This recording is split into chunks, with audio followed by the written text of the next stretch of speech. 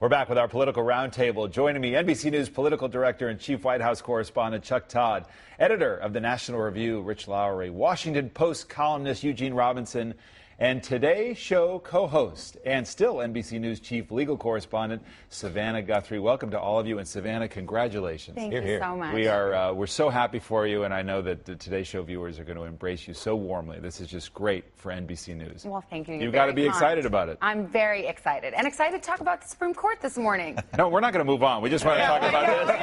Okay, enough. Chuck and I are so proud. What is the next concert? I mean, that's really, it means free tickets for us. We are wasting precious time. We could be talking about Supreme Court. Let's actually frame this by going to our trend tracker this morning. What's really, moving online, what people are paying attention to, and yeah, you guessed it, it's the future of health care, whether there's a boost for President Obama and the legacy of the Chief Justice.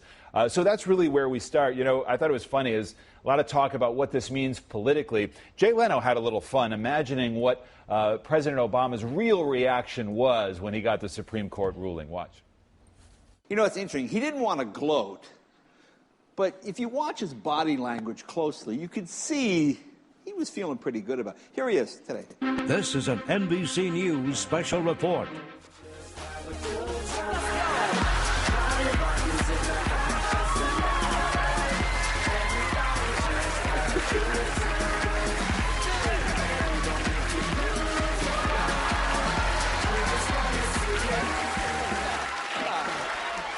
So, Chuck, is that how they're feeling over there? Well, what's funny about it is that he was watching the bank of televisions and on mute, as they do in the White House. They have a 4-box screen, the 3 news channels on cable plus one other. And, of course, the first thing he saw were the 2 banners on 2 other news channels that said the mandate had been struck down. And then literally 30 seconds later, his White House counsel comes in. So he actually got to experience both feelings there. It's not euphoria. What it is relief. I think when you look at just look at the drumbeat of coverage on this thing being upheld. Imagine a world where it hadn't been. Mm-hmm. And I'll tell you, it was politically something they were very concerned about, very nervous about, because it suddenly would have shrunk the presidency. Right. So that is why this is relief, not euphoria. So, Rich Lowry, more upside for the Republicans or the president? Well, it's a win for the president because, as Chuck says, he mostly avoided something that would have been horrible. Even if it was just the mandate struck down, it would have been embarrassing. This president is supposed to be a student of the Constitution, misses at this major provision of his health care signature. Health care law is unconstitutional. If the whole thing would have been struck down, it would have been a debacle. A year and a half spent on this, and it all goes away.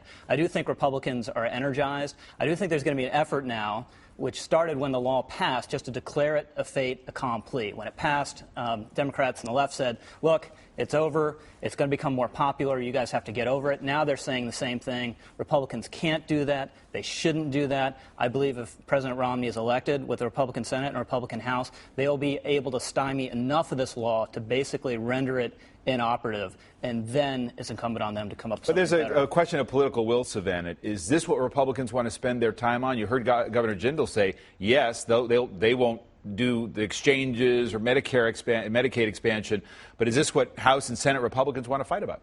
Perhaps they do. I'm not sure the presidential campaigns want to dwell on health care, either the Obama campaign or the Romney campaign. It's so fascinating because, of course, the legal victory went to President Obama, but in some sense a political victory went to the Republicans. Romney now has a new argument he can deploy, which is that President Obama raised taxes, a national health care tax. That's something we've already heard Republicans say in the wake of this decision. So they may want to talk about it. But on the other hand, I think both of the presidential campaigns recognize that the economy is the issue that voters care about. And having this endless litigation, we've already had it in the Supreme Court, but then in the public arena over health care is probably not wise for either campaign. Gene, can you just break down, this is Washington after all. We talk about the legislative grind. What would Republicans be up against to stymie the law the way that Rich says they'll try to? Well, they'd be up against Washington. They'd be up against the way things work in Washington, which is through inertia. And when something gets in motion, it's very hard to stop. It's difficult for me to imagine, for example, Republican governors telling their taxpayers of their state that, there's all this federal money for Medicaid expansion. It's your tax dollars. And they're going to other states. states. They're not coming to our state. You get none of that back. That's not going to be a popular position. So I think a lot of, you're going to hear a lot of tough talk now. I think you'll see less tough action when the rubber actually starts hitting the road in implementation of this law. Chuck, when I talked to White House advisors this week, campaign advisors said, look, we'll talk about health care. What we want to talk about is middle-class security, and certainly health care is part of it, but look how much they have to do. It's messy. People still don't understand it, and lots of it's still controversial. There is, and they're counting on two things here. One is the White House fatigue. They think that there is, it brings up what Savannah was just bringing up about the relitigation. That, okay, how many times are we going to continue to fight about health care? And they think the more Republicans want to fight about health care, they can say, hey, they keep fighting about the past. They keep fighting about the past. Who's looking out now? And I think the other thing they're counting on is Mitt Romney. Is he going to come up with a viable alternative?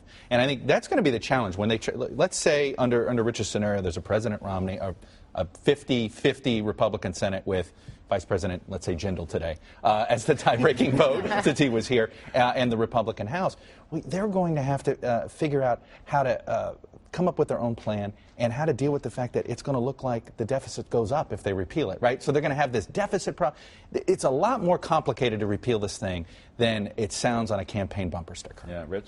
Well, this law has been persistently unpopular. It's about 32% when it passed. Last poll before the Supreme Court decision was about 34%. So if you're not making that an issue as a Republican, I think that's malpractice. Two, I do think Romney needs to come up with an alternative. And rather than just sort of being vague and kind of dodging around, I think he should give a big health care policy speech in coming weeks and talk about how Republican policy can address the two main But how does he do it with his points. past? How does he do it with the one time he wrote health care? He did this. He tackled it like Obama. You want to get more of the uninsured under coverage. You want to do that differently by changing the tax treatment of health care, by having a deduction or refundable credit. You do a refundable credit, you can cover tens of millions of people at a fraction of the cost with more choice and less government control. And then people with pre-existing conditions, a lot of people are very anxious about that, obviously. It is a problem, but it affects a relatively small number of people. And if you can construct high-risk pools properly and fund them properly,